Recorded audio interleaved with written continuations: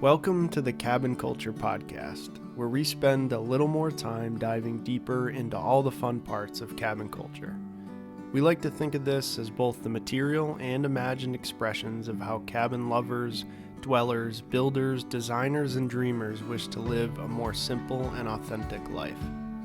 Ever wonder what a Monopoly House game piece might look like as a cabin in the woods? Well, that was the initial inspiration behind the design of Jami's Carpenter Cabin in Hocking Hills, Ohio. Set on a secluded 32-acre lot, she envisioned a place where her kids, grandkids, family, and friends could spend time and create memories with plenty of space to reset and explore. Along with the Carpenter Cabin, the Jenkins have added 2 other stays, each with a different feel and features to suit a perfect getaway. Jami shares the struggle of letting go for that very first guest after putting all the time, energy, and love into your special place, but also the fulfillment that comes with creating a stay that makes endless memories for others. Hope you enjoy. Jami, it's so great to have you on the podcast. Thanks for joining us. Thanks for having me. Okay, tell me where you are joining us from. So we live in Perrysburg, Ohio, which is just outside of Toledo. Okay. I am so excited for this podcast for several reasons, but one of them is when we had Levi Kelly on a couple of months ago, him and I talked about Hocking Hills, Ohio, and like what is going on with this location. It's this spot in Ohio that I had never heard of before the cabin world, and now it's like all of the highest end, best cabins all seem to be in Hocking Hills. Can you tell us about this location? Because that's where your cabin is. That's where the cabins are located. It's still a little bit of a secret, even though we get 5 to 7 million visitors a year down there. I've seen different numbers. I know that's a big spread, but I've seen different numbers. And it started years and years ago with traditional style log cabins. And, our grandparents going down and exploring, but it's known for its geographical formations. It's got lots of caves and waterfalls. We're known for the hiking, and most people don't realize that there's any of that in Ohio. And it's actually quite beautiful. Forbes just named us earlier this year one of the must-see destinations in the U.S. Okay, I can totally see why that's the case because I have seen like private swimming holes that are like heated. I've Yes, seen waterfalls. Like it just feels like, oh, I've seen the cabin that's built into a cave. Like yes, the yes. coolest cabins are all there. There's a lot of creativity down there. So we not only get the hikers that come down and the families that want to come just escape the city or whatever. We get a lot of design enthusiasts. Mhm. They may be looking to build their own tiny home or cabin somewhere, or they maybe just want to see what ours looks like. And Mhm. by ours, I mean the collective cabin community down there. Yeah. Yeah. Okay. But that's a good transition because I found you via the Cabin Chronicles and Uh-huh. the Carpenter's Cabin in particular, which I Yeah. definitely want to get into. But first, since then, I followed you on Instagram and have discovered that that is not your only cabin and that you have a collection of cabins in the Hocking Hills area. So, can We you give do. us like an introduction to just like your cabin world, what that looks like for you and your family? Yeah, and this has been a wild ride. I don't know how it was for you when you got the news that the Cabin Chronicles was going to showcase your Yes. cabin. It was just kind of a crazy day whenever I got that email. But we have 3 now. The first one is the Carpenter's Cabin, which was Okay. showcased on the Cabin Chronicles.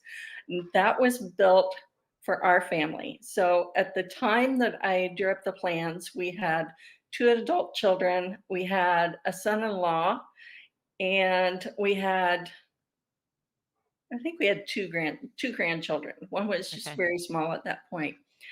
Before we broke ground on the cabin, we added a daughter-in-law and another grandchild, and now we're expecting 2 more. So Congratulations. thank you. Thank you. We're excited about that. But we build it. We're in different cities throughout Ohio, and we wanted a place to come together as family and play and relax because we make a big triangle, in the state of Ohio. So it's not Yeah. convenient to get to any one location.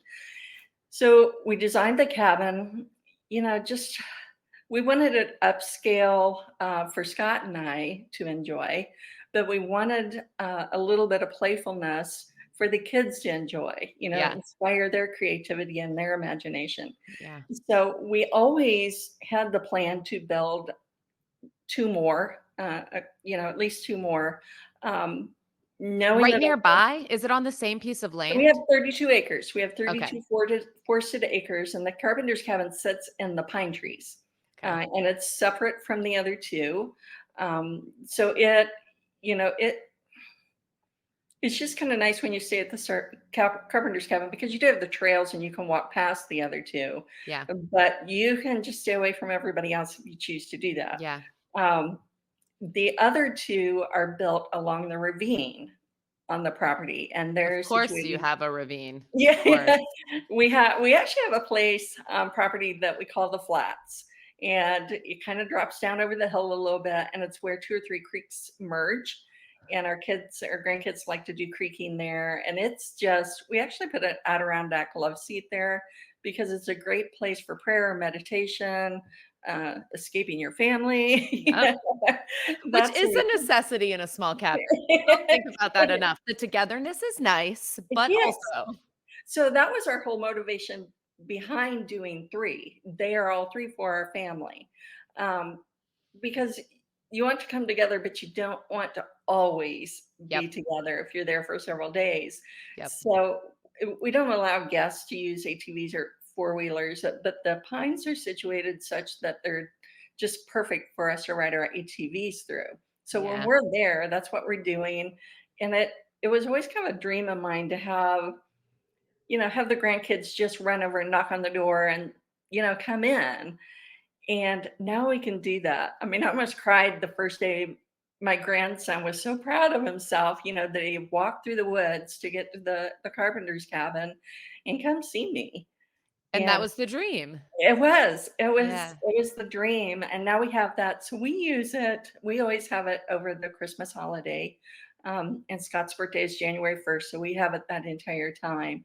And then we have it over Easter because the kids like doing their Easter egg hunts in the woods. Yes. What a good spot. Yeah. Uh, Okay, so I love because I do feel like this is such an interesting question when you first hear about people who have cabins that they also rent. And this was clear in your episode of the Cabin Chronicles how personal it was to you.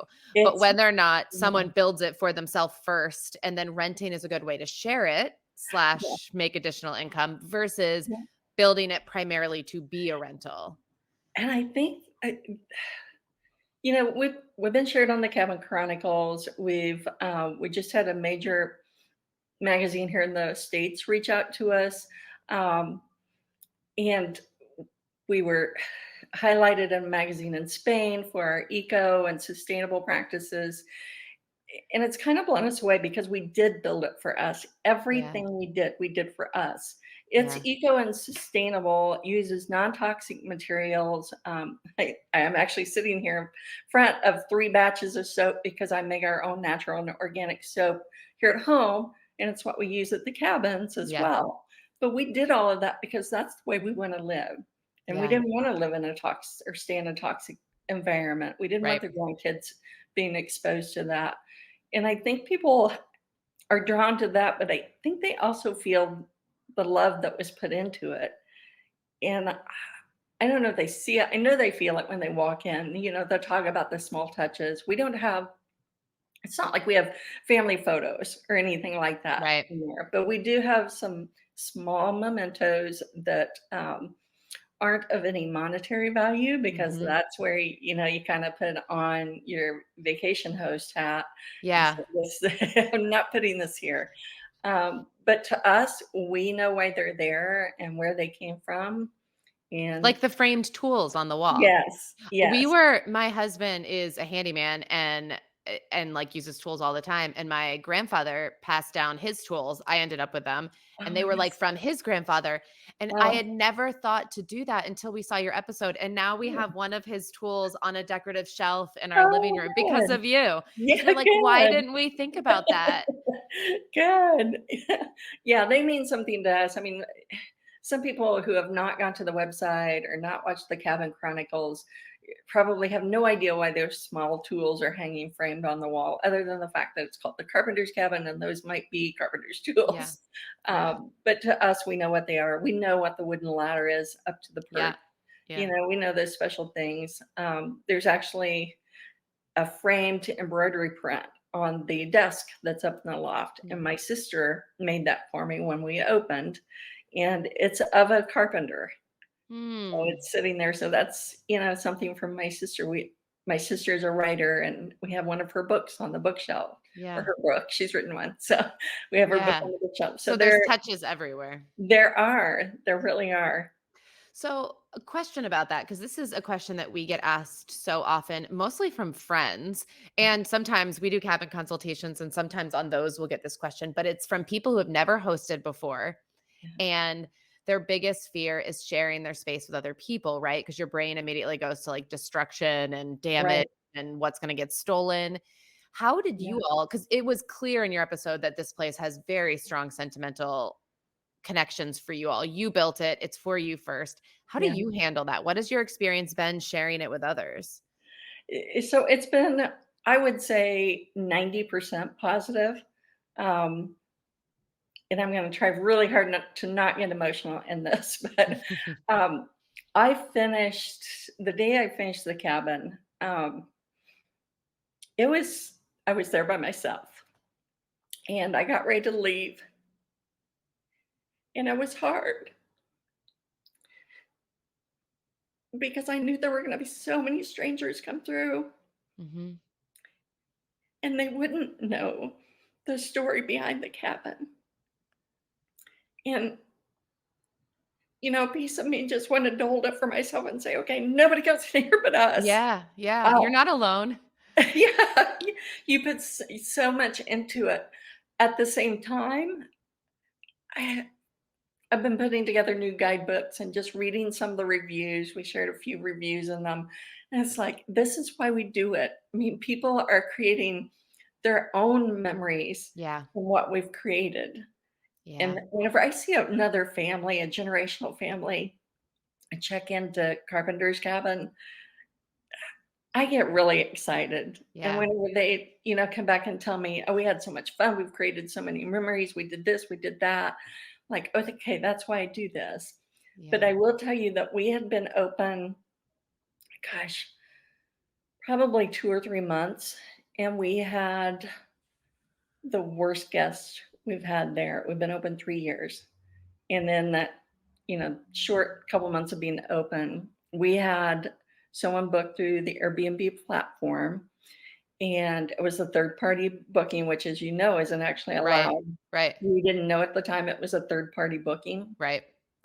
And it was a music producer out of Columbus who had booked for some of his clients. And it was, we sleep up to 12, but we now say 8 adults and 12 max. Yeah. Um, but there were 12 males in there that wrecked the place. Did they do damage to the structure? We had no damage to the structure. We had to dispose of a bed, Oh, um, bed linens, replace some things. And whenever the cleaner called me, um, I I had to leave here right away. It's a 3-hour drive for me. Um, our daughter and son-in-law met me there so that we could begin because the cleaner was hands off. She wouldn't touch it. wow, it was that It bad. was, it was that bad. So we went Did in you have and guests checking in that day? so God saved us. We had someone that was supposed to check in. It was a single person who had booked it. And last minute, he said that he couldn't find care for his dog. And I think he was thinking I would just say, oh, go ahead and bring Right, it. right. um, and I said, you know, sorry, we don't allow dogs. So he had canceled. So we had just a couple of days to get Thank in God. and get it taken care of. So that really was a blessing. It really was a godsend. But I remember, you get in there and you're working hard and you do what you have to do. But driving home, I've got another 3 hours just try to wrap my head around why someone would be so destructive to someone Yeah, else's home. right. I, and the book that actually got taken off the platform. So Airbnb did the right thing. And he was actually very apologetic. He paid for everything that needed to be taken care of. That's So good. he felt bad, but I'm like, you have no idea how this just ripped me apart. Yeah. And it breaks So trust too. And for it to it happen does. so early, then you rethink Exactly. everything. Exactly. So I was there, kind of there for a long time. I'd panic anytime anybody stayed, but we've had, like I said, so many good guests, and some of the girls, we've got a great cleaning team. Some of the new ones will, text me a picture and show me a glass that's broken. I'm like, That's nothing. yeah, that's good. That's good. That's all there is. That's good. Yeah. So in some ways it did probably make you, because I do see some hosts where like little things happen and it feels like a huge deal because it's the Right. worst they've ever dealt with. And Yeah. so for you, it probably made you appropriately laid back about the small things. If you're dreaming about a cabin build, or are in the midst of a build, or you just bought a place and are getting ready to host for the very first time, regardless of where you are, sometimes you just need a little help along the way. Shared experiences from someone who's been there, advice from someone who's learned a lot of lessons the hard way. That's me. Or a cheerleader as you finish up.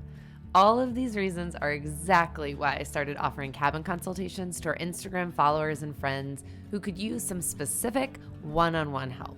I can't promise to solve all your problems, but I can promise to be transparent about our build costs and process, our organization and project management systems, our favorite and least favorite tools for renting, how we market, and how we found ourselves with almost 80,000 Instagram followers and 100% occupancy in our first year of hosting at Cozy Rock. So if that sounds like it might help you, feel free to visit us at staycozycabin.com or on Instagram at Cozy Rock Cabin and sign up for a time to chat there. Did you, for Yeah. those listening who are scared of this, what did you change or do differently afterwards that has prevented it from ever happening again? Yeah. So we went in, we do have a direct booking site. But we went into the platform measures, and there again, instead of saying we sleep 12, that's when we realized, no, we don't want that many adults in there because they're looking to party. Yep. We don't do bachelorette parties. We don't do bachelor 12 parties. adults is like not just families. If you have 12, there's usually kids involved somewhere. Exactly, exactly. It's a whole different type of group. Yeah. So we changed that setting, which pretty much curbed all of that, and then Yeah. put it in our verbiage. No parties. None of that sort of thing. We also have a very strict no smoking rule, Mm, um, a- and we have Airbnb has actually helped us evict family that was staying because I think what happened, the person who booked it maybe or maybe didn't read the rules, yeah. but there was someone smoking in, first of all, indoors. Some people rent us because we are non-toxic, so we Yeah. don't want that smoke residue. But I'm actually very sensitive to smoke. Yeah. It will just wreck me. But we're also on 32 acres of pine forest. Yes. That's what that was my first thought of like, you can't even Yeah. smoke outside because where are Yes. you going to throw the cigarette butts? Yeah. Yes. So we have a very strict rule. And if somebody feels the need to smoke while they're on their cabin vacation, there are like 7 or 8,000 cabins in Hocking Hills. You can find a different. Yeah. Not to be mean, you're just not our avatar. Yeah, I feel like fit is such an important part of finding guests, and that communication on your platform and in your marketing can go a long way in getting the Exactly. right people in there. I will say after we had a party once, not we, someone at our other cabin Yeah. sleeps more. And our next door neighbors were full-time residents and they called the police on them. Yeah. And so then we started sending a message to any group that like triggered a little bit of red Right. flags. Yeah. We would send them a message that says very kindly, like, hey, it was almost like, I'm so sorry this is the case, but our next door neighbors are really Yeah. sensitive to noise. So if you're looking for a quiet escape, it's perfect. If you're Right. looking to party, it's probably not the right fit for you. I would just hate for anything to ruin your vacation, Yeah. right? I And love I that verbiage. Yeah. yeah, and I found that I would almost always immediately, I like 99% of the time would get a response, and it was one of two. The first one was like, "Oh my gosh, I totally understand, but don't worry. Like we are, in Right. our 40s and like whatever. Or they would write back and be like, "Oh, thanks so much for the heads up. We're not looking to party, but it doesn't sound like this will be the right fit." Like no one would admit Right. that they were going to party, Right. but they would opt themselves out. And I'm like, totally Yeah. fine. And then they canceled, not me. So it wasn't Right. penalizing me as a host, but it Right. just, we'd hate for the police to be called on you by our neighbors. Exactly. And then Exactly. we've never had, knock on wood, anything since then. But That's right. it I is feel like hard. you just get burned once. I know it does. And luckily, I mean, similar to yours, it wasn't any damage that couldn't be cleaned up, Yeah. Yeah. which, is still unfortunate. But as long as it's not, I worry about the actual cabin when you've built one, what that does. Like if anything were to happen to the actual cabin. Okay. Exactly. Yeah. I, Exactly. I have another question about Hocking Hills, and then I want Yeah. to dive into the Cabin Chronicles Okay. and the build. Yeah. But in a place like that where you have so many tourists, it also means you have so many Airbnbs. How has Mhm. that saturation impacted hosting in that area? Have you talked with other hosts? Is it like, would you recommend it because there's so many people, or does that make it harder? I think it depends on which side of the fence you're on. Um, it is definitely a cabin culture down there. There are very few hotels, and the hotels that are there are more of a low to mid level hotel. Mhm. So, and like I said, a lot of the cabins are still old school because I've been there many years. So there's a group, I would say there's probably 5 or 6 different hosts down there. We're actually a pretty tight-knit group. Um, but we're building something for the generations moving forward Yeah. and, not our grandparents Yeah. years ago. So, we get more per night. We're more popular.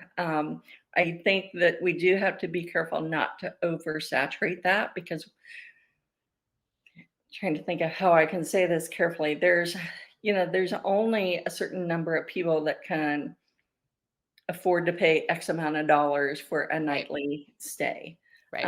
So I just think to protect ourselves, we have to be careful not to overdo it. But there's also, you want to keep that sweet spot to where you're not overpricing yourself as well.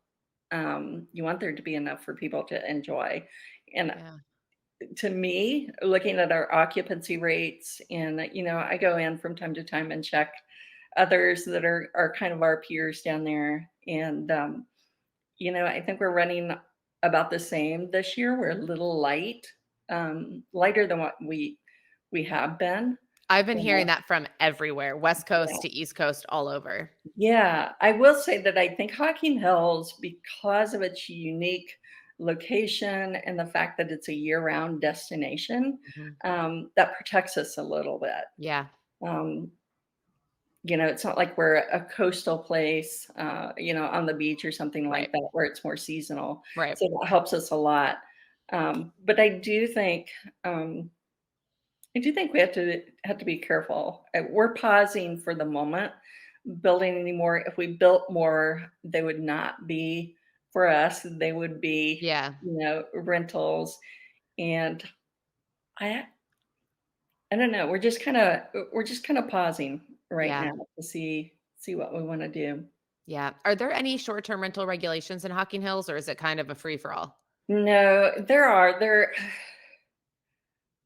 pretty fair. I will say that. And the building codes are light. I would say that as well. So you have to be careful, what you get, what you book, and who you contract. Yep. But I mean, we do pay lodging taxes. We have a great convention and visitors bureau that partners in several ways with the cabins down there. But they're not looking by any means to make it a Gatlinburg.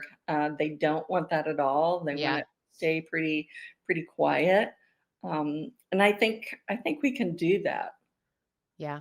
Yeah. Okay. I want to go back to your family just for a second Yeah. because I really love cabins where a big part of it, obviously the build was for you, but for your extended family Yep. too. Yep. How have you seen, what year did you build? So we opened in 20. So we started building, I guess, late of 19. Okay.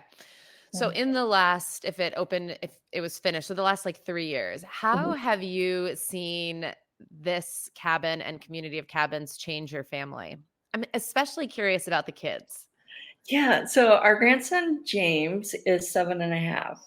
So, the cabins are all he knows. He Yeah. grew up, he and Lydia both grew up watching the Carpenter's Cabin go up. We have videos of them running around through, y- the 2x4s and playing Yeah. and that sort of thing.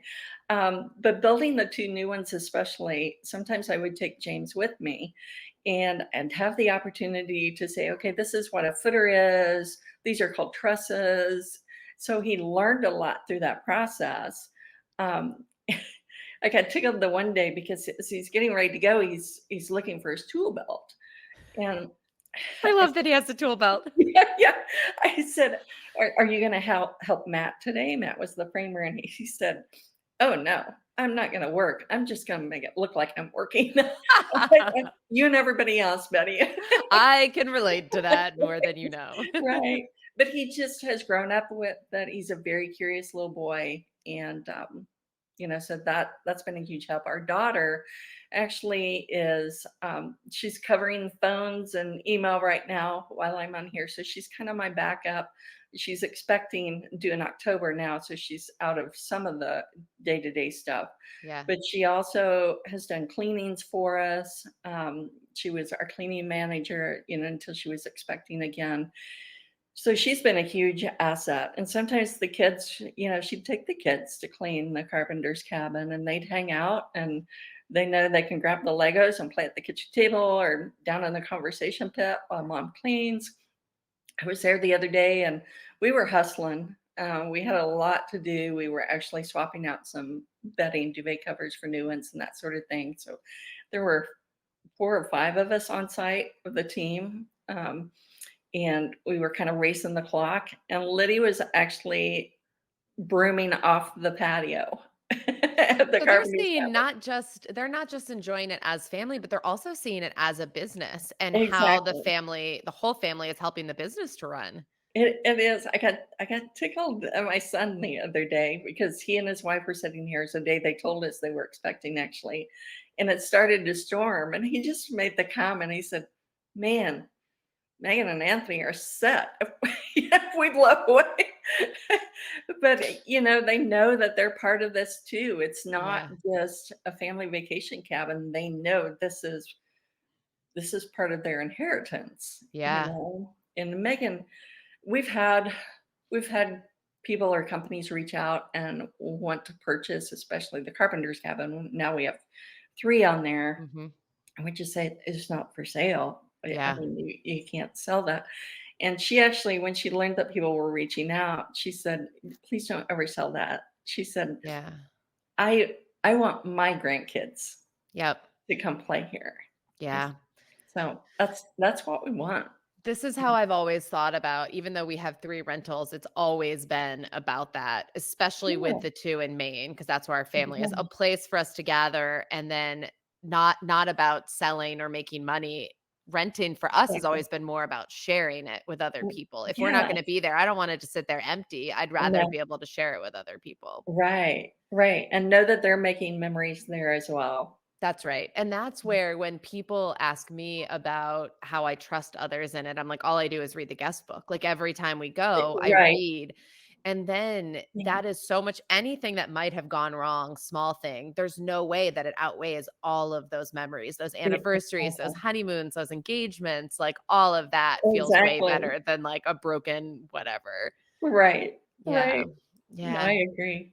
I love that. Okay, so tell me about the Cabin Chronicles. So you insinuated earlier or mentioned that they reached out to you via email. Is that how it They started for you? they did. So I think Nina was the first to reach out to us, and she said that, Moody Cabin Girl, who had visited the cabin and written a blog article about the Yeah. carpenter's cabin, had recommended us. And so they reached out, and we We had a very positive experience. We didn't know what to expect. We'd never Yeah. done anything like that. And some of the kids, our son and daughter-in-law couldn't join us, but Megan and her family were with us, and it was they were a lot of fun to be with. They were very polite and just down to earth, and they were having a ball with the kids, and it was fun for us to watch.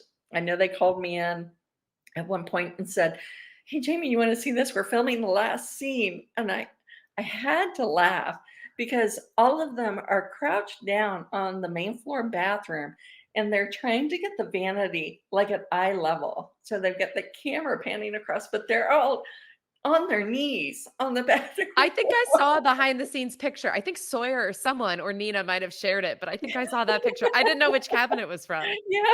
It was a crazy photo, but Was there anything unexpected? um I I don't know about unexpected because I don't think that we had many expectations going in. We just didn't know what to think. Um, the We knew that the interview portion was likely to be emotional because they wanted us to share the family story about my dad and that sort of thing. I don't think we realized that we would both get emotional in it, Yeah. and it would be Yeah. that hard. And yeah, so I think that was the hardest part. And then Yeah. you start that I don't know how yours was, but you start that first up, the day of filming, and then the rest of the day, you're just supposed to go have fun. So that was you get the kids involved, and it was fun to do, but, it's But you were kinda in hard your to do that. feelings. You were sitting there talking about, like, Yeah. all of that, and then they're like, "Okay, we're Exactly. all Yeah. done." And you're like, Let's "Wait go a minute, play. Yeah. I'm not done." Yeah. I need a moment. Yeah, I need a moment. That But makes so they much were the sense. best. They really were the best. Yeah, yeah.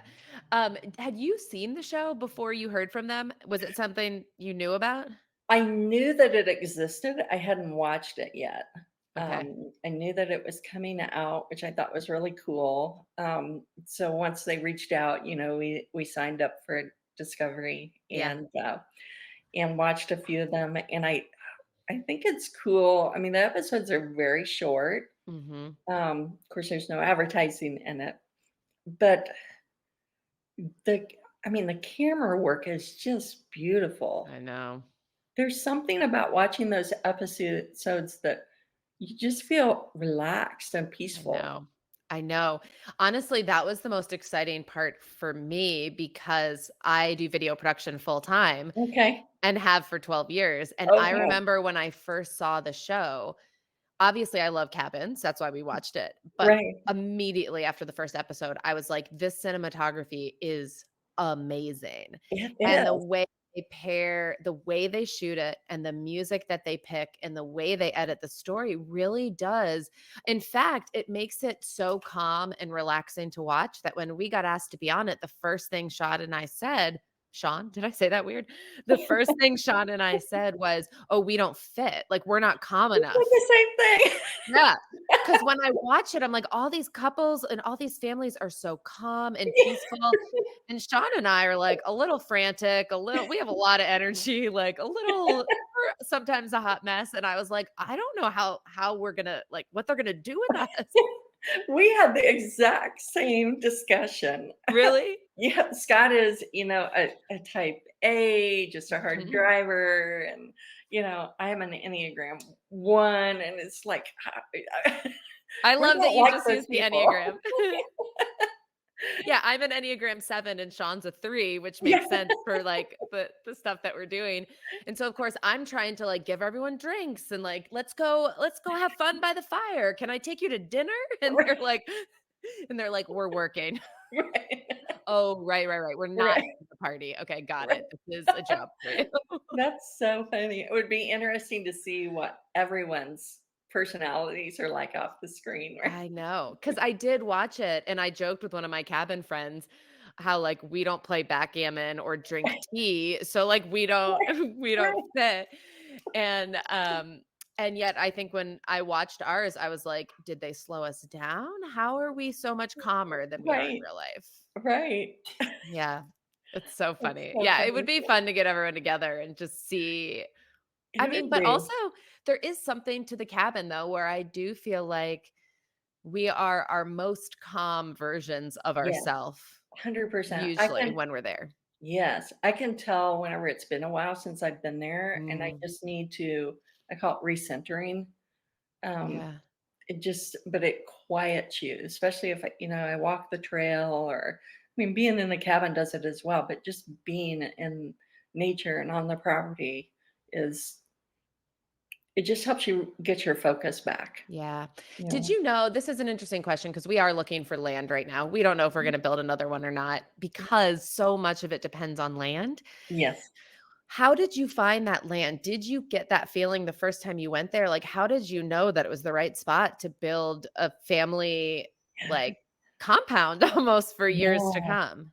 So we actually looked on and off for about 6 years. Wow. We had found a piece of property. We were in contract on it, and I fell in love with it. It was initially 25 acres, and then the family needed to sell, so they had property across the road to just a teen tiny little country road um, that they needed to sell also. So it was ended up being 50 acres. We're like, okay, fine, we'll buy the 50 acres. Fine, we'll take the extra land. Yeah, no big deal, right? Yeah.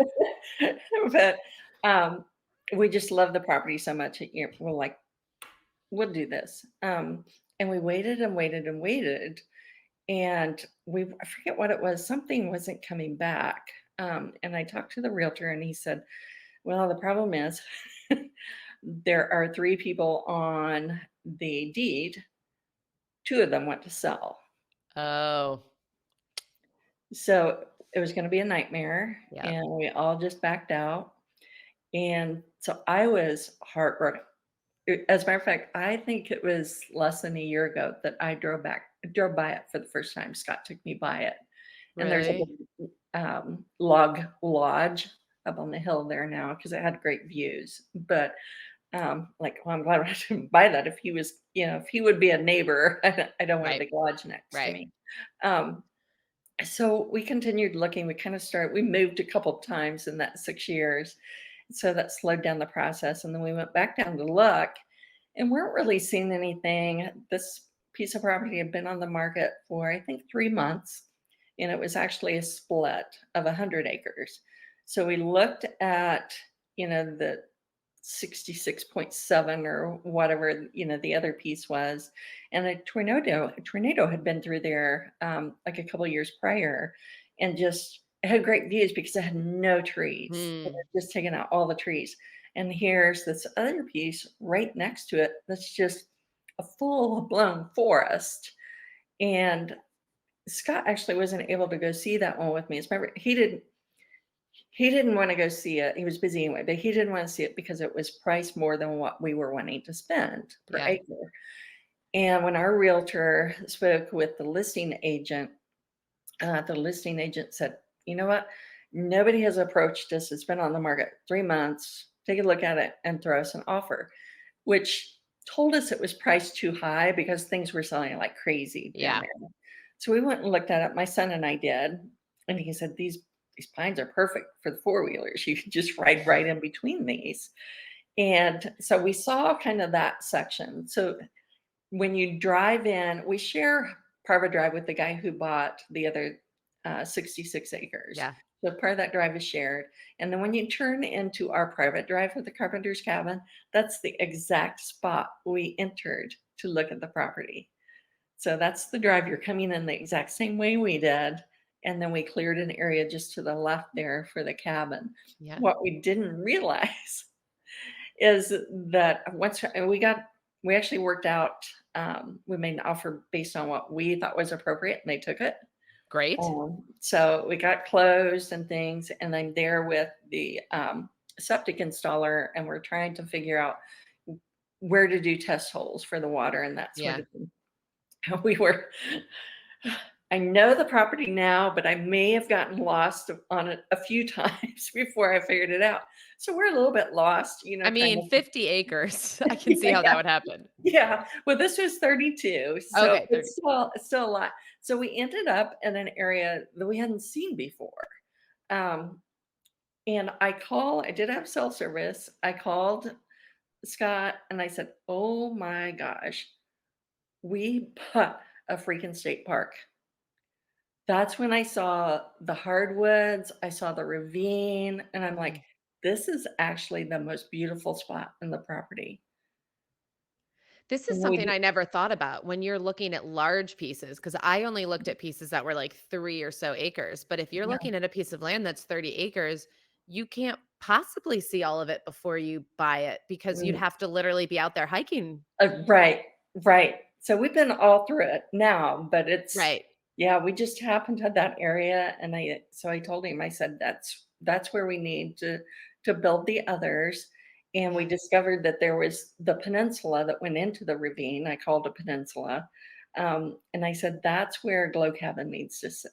It needs to sit on that point, so it's surrounded by the ravine and the hardwood trees, and it's it's just a magical little spot." I feel Yeah. like I overuse that word for it, but even our guests, when they sign the guest book, they'll use that word. There's just Yeah. something about that little cabin. And then 1234 is, I hesitate to even call it a cabin. It's a luxury home in the woods. It was actually built in case Scott and I ever decide to live on property. Yeah. So it is accessible. Um, we had our first handicapped person reach out the other day to make sure that it would accommodate her wheelchair and things. I said, Yeah. we're all set.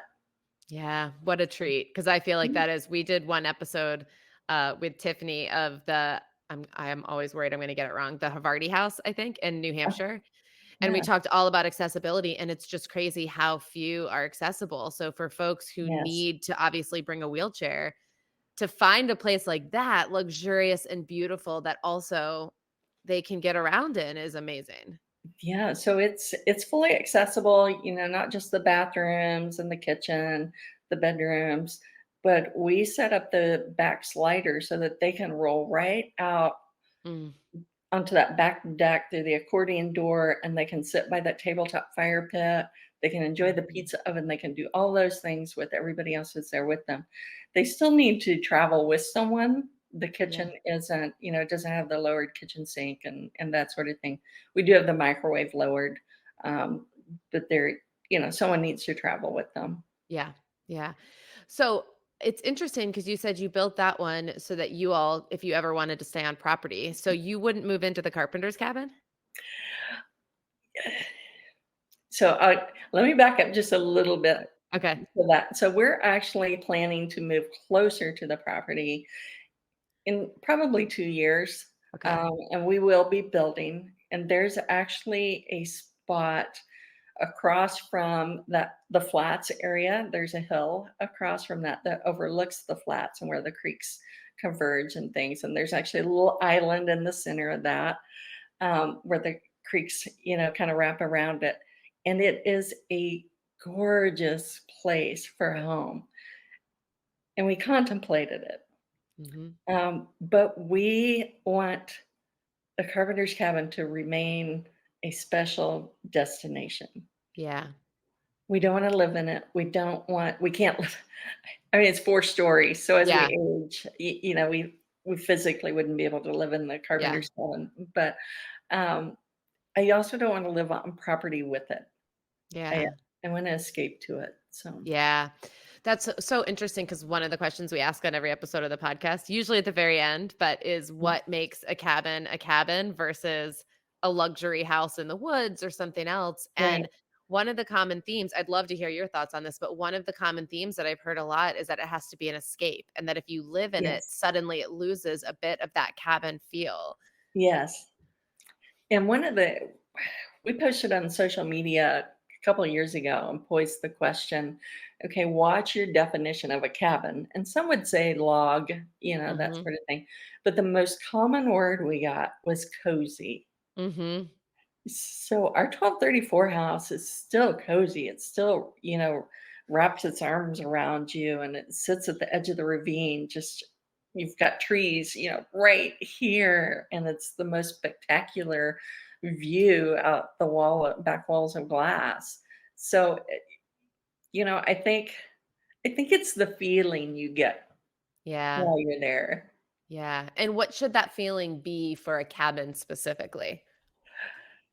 I think it has to help you relax and unwind and kind of forget about what you maybe left behind in the city or back wherever home is. Yeah. You have to have that freedom to kind of let your hair down, so to speak. Yeah. Do you find that it's harder for you to do that there because you also host guests and there's like a never ending list of projects and things to do? There is. We're trying to be better about offloading some of that. We Yeah. actually hired a few months ago. We hired a really good handyman, Mm, that is hard to exclusive find. to us, Yeah. and so we're allowing him to take on some more of those little things that we used to do. Yeah. We do have a project planned near the Carpenter's Cabin where it's been on the list for 3 years, and we're hoping to get to it this year, but we're building a fort for the kids that Yes. will mimic the Carpenter's Cabin, round window and all. I love that. Yeah, so How we're fun for eager. them and for guests. Yeah, I think it'll be a lot of fun. My son told me that I had the design a little too small, and I said, "But I want kids using it. I don't Yeah. want adults going out there to sleep in it. This is a kid's Oh, sport." I would not have even thought of that, but you're Yeah, right. We just had someone who came the other weekend who at the last minute was like, "Oh, hey, there's gonna be some extra guests. There's gonna be 6 of us." And I was like, "Well, we have a max of 4, period. yeah, There's really strict regulations in Freeport, and we care a lot about our neighbors and, yeah. we have to protect it." She goes, "Well, is it okay if I sleep in my car?" No, it's No, not okay. So I would yeah, not have even thought of that until just now that you said it. Yeah, I can see yeah. someone being like, "Great, I'll bring my sleeping bag. I don't mind sleeping in the woods." Yeah.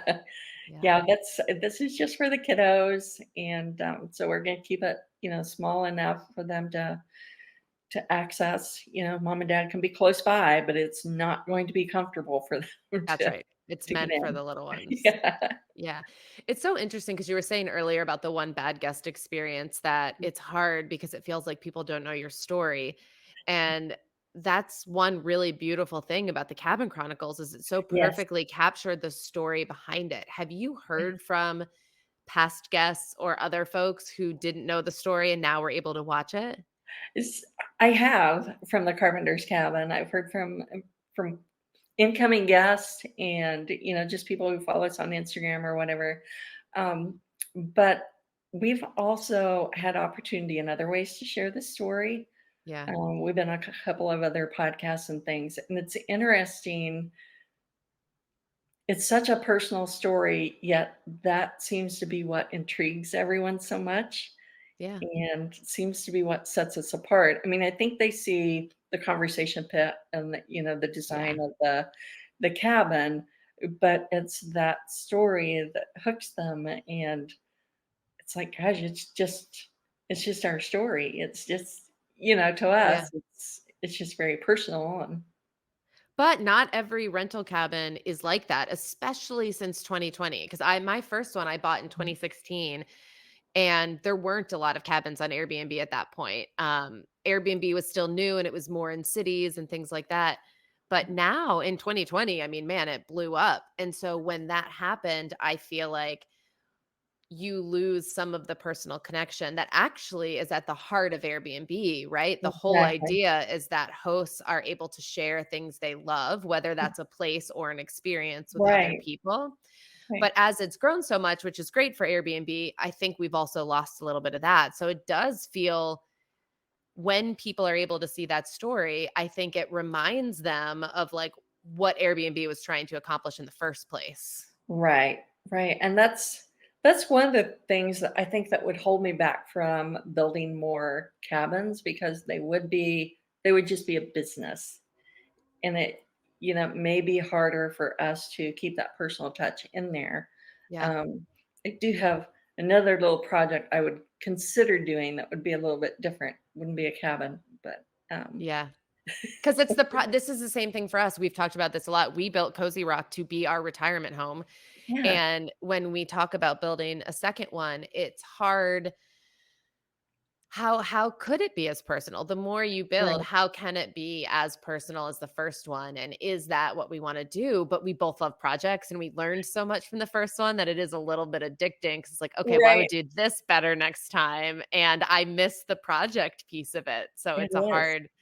it's Yeah, hard to figure out how to satisfy that without, you it know, yeah. it is. Yeah, because I mean, I made it easy with the Carpenter's Cabin because I didn't know it was all this publicity was gonna happen for it.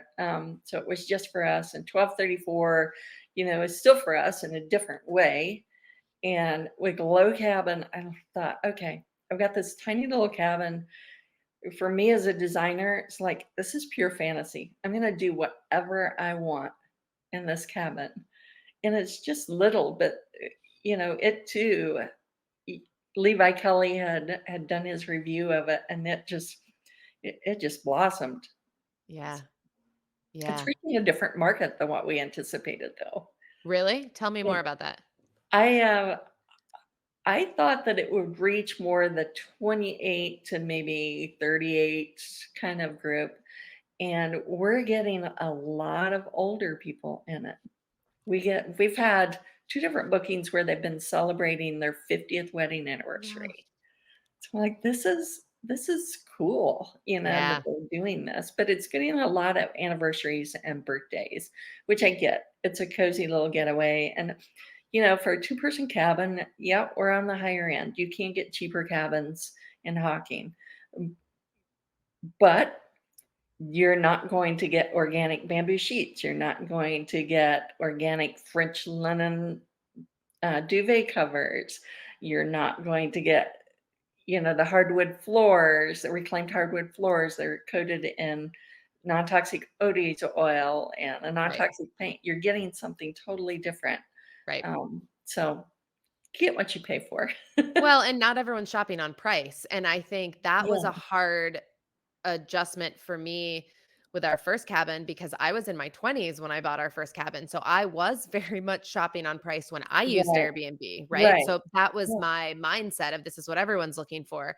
And with Cozy Rock 6 or 7 years later, it was a different mindset. It was okay, not yeah, everyone's shopping on price, and we are not building yeah, this cabin for people who are shopping on price. And it is yeah. totally okay if you are. I am that person. I have been that person. Right, right. But it just building for a different audience and knowing who that is, and then building what will make that 50th anniversary so special. Not the Exactly. cheapest, but it Yeah, will be memorable. exactly. We're creating experiences. Yeah. Yeah, totally. Okay. You mentioned that you were a designer, and I'm guessing because in the show it seemed that you designed most of it. I had a Mhm. question on whether that was just the whole cabin or the interior. You do all that design. I did all of it. So I'm an architectural interior designer. I'm not an architect. Okay. I'm not a drafts person, but I am a designer. So I design from the outside in. And I did mention on the show, they didn't let me use the name, but it was actually the outside shape was based on the simple Monopoly game piece of a house. I I can wanted totally see that. Yeah, I wanted it to be just very simple. What would a child draw if they drew a house? Mhm. And so that's what the shell is. It got extended, the roof lines because of the deep decks that we have on each end. But that's a starting point.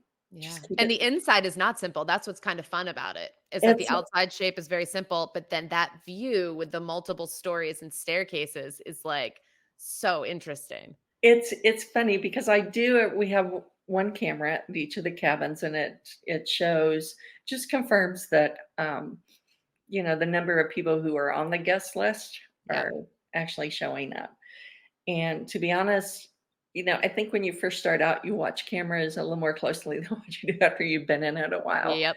Uh, And never look at them. yeah, nobody has time for that. Um, but if I suspect there could be an issue, sometimes you kind of get a feeling, so you'll check-in time, or I get the alert that the door has been unlocked. Mhm. And every once in a while, if I do look at the cameras, I'll hear them open the door and hear it, "Oh, wow," kind of thing. Because Yeah. I think, it looks pretty small and unassuming from the front on the outside, and as soon as you open the door, it explodes. Yeah. And I think that kinda it's a nice surprise to people. They see the pictures, but to experience it in person is something different. Yeah. And you designed all 3 of them, I did, yeah. all of it. So do you do this full time? I do. I actually have, kinda paused my design business at the moment, just because when we built the 2 new ones, we built them at the same time, and I was also the general contractor. Uh-huh. So and I still had some clients. I thought there was gonna be, more of a pause between client projects, and you know how that goes, Yeah. when you're working with subs, it doesn't always flow the way you want it to flow, and things kinda got bunched up on me, and it was Yeah. very stressful, and I thought, "Okay, number 1, I'm taking the summer off, because I need to focus on me and my health and, resting and focus on, now wrapping my arms around management of 3 cabins rather Right. than 1." Right. Um, and I love design. I definitely have a passion for it. I mean, it's just part of who I am. So I think it would be hard for me to step away permanently, but I have had to step out, just to kind of figure out where it fits in now that this is actually a business with the cabins. And I think like a lot of people, we built this for us thinking, oh, we'll just rent it out when we're not Yep. there. Yep. It's not passive. This is a job. So it does require a fair amount of time, but we've had the new ones open since December. They opened about middle of December. Okay. So you're So about 8 months in. yeah, so we finally have we had to hire some extra team members, um, and what did we hire? We hired 3 new team members. And, just getting processes in place and getting all of them trained on it. We do have, even with just the carpenter's cabin, we had SOPs or standard operating Mhm. procedures. We've got, the books for the girls to use to refer to. They've got cleaning checklists. We called an auditor. Some people call them an inspector. She's got her checklist. We make the beds. All of the beds are made a very particular way. All of the towels are folded a very particular way. And I know that sounds OCD, and I'll admit I'm OCD, but so our cleaners, we have 5 cleaners, and they get assigned they may be assigned to any one of the cabins because especially on Fridays and Sundays, we'll often have 3 cleans. They Yeah. all 3 need cleaned. Um, so if let's say that half the towels get used at the carpenter's cabin, the other half doesn't. If the girls aren't folding those towels the same way, Yeah. then it doesn't look uniform, or the cleaner who's in there at that particular time has to refold all the towels so they Right. look Right. alike. So Right. if you're doing it the same, then nobody is having to double up on work. And I'm This just is picking such up on a the work. learning curve from 1 to 3, because with 1, that is probably not as much of an issue. I mean, it's always good to be Right. standardized, but when you have Yeah, 3, it becomes crucial to just efficiency and, like, the whole bunch of things. What exactly. what has been the hardest part for you of going from 1 to 3, the biggest challenge? Um, I think probably staying on top of consumables. Hmm. Um, and I think part of that has been a change in staff, and we're still working to get one of the staff members to understand that we have to stay ahead of this, not, oh, we're out of dish soap. Okay. Wish you It would have takes told me time that to order last it, week. yeah. Yeah. So we're still trying to get our arms around that sort of thing because Yeah. takes a lot of hot tub supplies. Yep. It takes a lot of toilet tissue. It takes tons of paper towels. Yeah. Just it takes a lot of stuff. And we did finally have to say, even the propane tanks, Hmm. Log Cabin just has a solo stove, so there's no propane tank there. Um, the the Coyote Grill at the outdoor kitchen at 1234 is a direct hookup to our propane Hmm. tank for heat. That's the dream. Yeah, but we do have the fire top table out there that we Yeah. use in Oh, so you separate. still have propane for We that. still have propane there, and we still have the propane grill at Carpenter's Cabin. And especially at 1234, we were finding that people were leaving that on for hours at tabletop. So we finally had to put it in our information. Hey, we supply, we get you started on propane for this fire top table. You run out, here's where it gets refilled. Because we Yeah. had we had one person in a 12-hour time span go through a tank and a half of propane. I A am the tank- worst. I would so be that person. I have the gas fireplace on year round at the cabin at our one in Boone because I'm just like, I need to have a It's so fire. cozy. Yeah. And then Yeah. Sean will be like, you're running the air conditioning and you're running the gas Yeah. fireplace. I'm like, Right. well, it needs to be cozy, and this is what I require.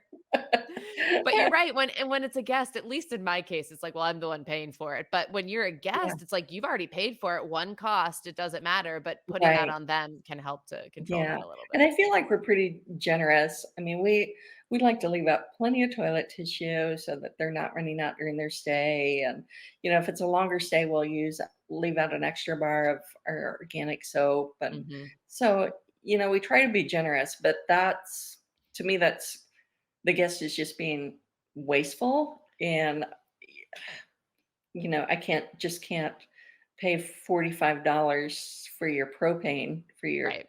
12-hour fun, 12 hours Yeah. of fun. Well, So and especially when part of your branding and mission, it sounds like, is environmental, like being exactly, environmentally friendly. And I'll be the exactly. first one to say that I'm not the most environmentally friendly when it when it comes to fireplaces. So it's good Yeah, though to align those expectations with what your whole cabin is built around. So exactly. Jamie, this was so great. I don't want to take up any Yeah. more of your time because I'm so grateful that you were willing to give up an hour of your afternoon to chat with Well, me. thanks for having me. This is fun. It's always interesting to see what questions the host has, Yeah. Yeah. what Yeah. curiosities they have. Well, I just love having these conversations, and when I started watching this season of the Cabin Chronicles, I was like, "Oh my gosh, how can I get people from Yeah, these on there because I wanna hear about the other experiences, and I it just think helped me discover more cabins." absolutely, and I think we need to have a season 3 reunion. Yeah, we should all get together. How about in Hocking Hills? There we go. We have I plenty love of it. cabins. I love it. I can't wait. Well, it's great Sounds to meet fun. you. We'll be in touch Nice for to meet sure. you. All right. Bye. Take care. Bye-bye. Thanks so much for listening. And if you like what you heard, feel free to leave us a 5-star rating on Spotify or share some of your favorite parts over on Apple Podcasts and a review. If you have any suggestions for guests or feedback, you can always find us on Instagram at Cozy Rock Cabin and The Chalet Frame, spelled CHALA. See you next week, and thanks for joining us.